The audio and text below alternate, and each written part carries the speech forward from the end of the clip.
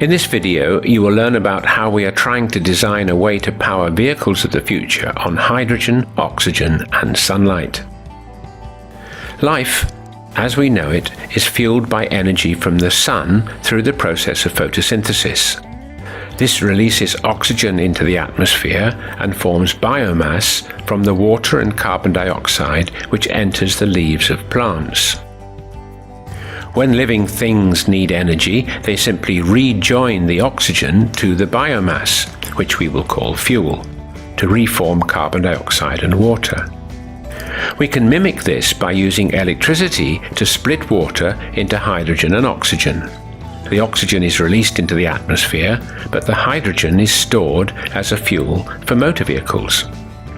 In order to obtain energy for the vehicle, we need to rejoin the hydrogen with oxygen, and this is done most efficiently in what is called a fuel cell. In an ordinary electric cell, a metal, say zinc, ionizes at one electrode, the anode, giving off 2 electrons. The electrons are pushed round the circuit, carrying energy to, for example, a motor, and are absorbed by metal ions of a less reactive metal, say copper. The circuit is completed by the movement of metal ions through the solution. In a fuel cell, the reactants are gases instead of metals. Hydrogen gives its electrons.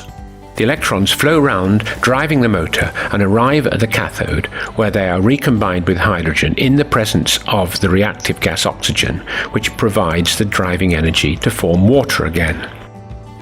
The electrodes can be made of porous carbon coated with a catalyst such as platinum or nickel.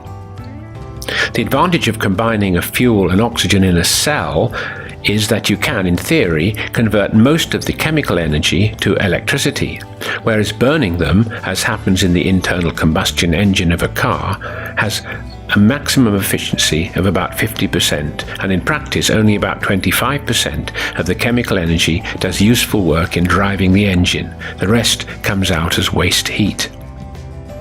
There are 2 major problems to using hydrogen fuel cells in vehicles. Firstly, where do you get the hydrogen?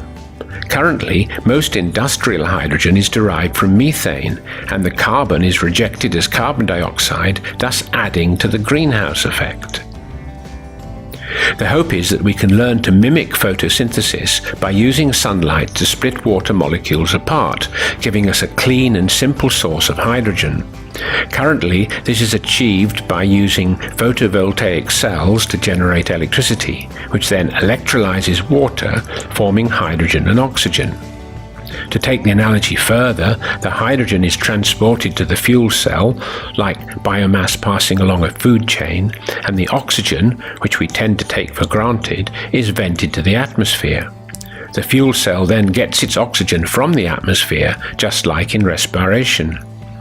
The energy is stored whilst the hydrogen and oxygen are kept apart.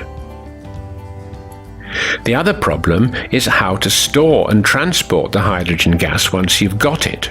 It's extremely difficult to liquefy and rather dangerous if kept as a gas under pressure, particularly if the vehicle crashes. Research is therefore focusing on hydrides, compounds of elements with hydrogen, which are solid or liquid at room temperature and which give out their hydrogen reversibly and without too much energy input. This allows hydrogen to be pumped in, reacting to form the hydride, and then, on the journey, the hydrogen is given off to be used in the fuel cell to drive the vehicle.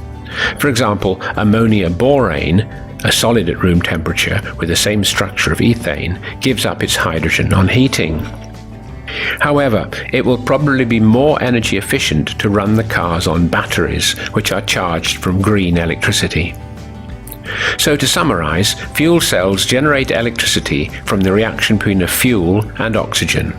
Using them on vehicles means that we need to develop a way of storing hydrogen, which is difficult. So vehicles of the future are more likely to be powered by batteries.